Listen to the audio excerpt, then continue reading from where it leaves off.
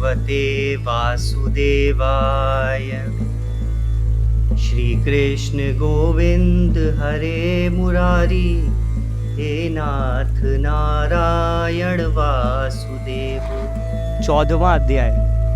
काल की विपरीतता से युधिष्ठिर को अनेक प्रकार के अपशगुन होना।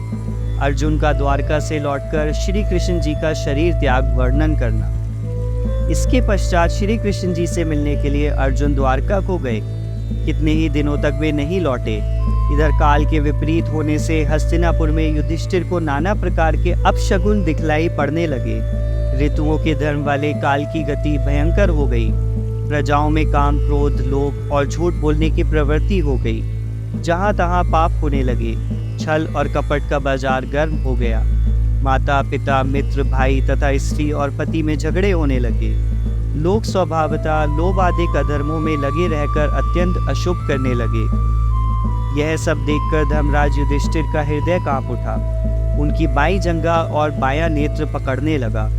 अर्जुन अभी तक द्वारका से नहीं लौटे। तब युधिष्ठिर ने भीमसेना को बुलाकर कहा, हे वृकोदर, तुम्हारे छोटे भाई अर्जुन जो श्री कृष्ण जी का समाचार लेने द्वारका गए हैं, वे अभी तक नहीं लौटे। 7 महीने का समय व्यतीत हो गया। इधर मुझे नाना प्रकार के अपशकुन दिखलाई पड़ते हैं। क्या नारद जी का बतलाया हुआ वह समय आ गया जबकि श्री कृष्ण अपना लीलामय शरीर त्याग देंगे? परंतु हाँ, जिन श्री कृष्ण के आश्रय से हम आज इतने शांतमय वातावरण में सुख के दिन व्यतीत कर रहे हैं और जिन्होंने सर्वदा ही हमारी रक्षा की है, जिनकी दया से हम शत्रुओं पर विजय प्राप्त कर इस स्वर्गोपम सुख के भागी हुए हैं, उनके चले जाने पर हम लोग अपने प्राणों को कैसे रखेंगे?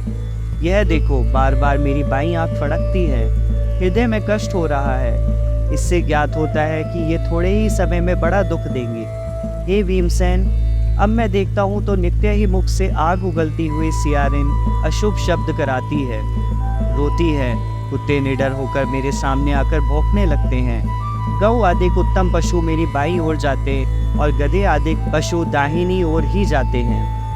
घुड़साल में बंधे हुए घोड़े नेत्रों से अश्रु की धारा बहा रहे हैं। कबूतर उड़ उड़कर मृत्यु की सूचना देते हैं। कौवे और गुगुआ निद्रा छोड़कर रात में भयानक बोली बोलते हैं। इससे जान पड़ता है कि संसार में कोई महान परिवर्तन होने वाला है। अग्नि के चारों ओर परिधि मंडल हो रहा है।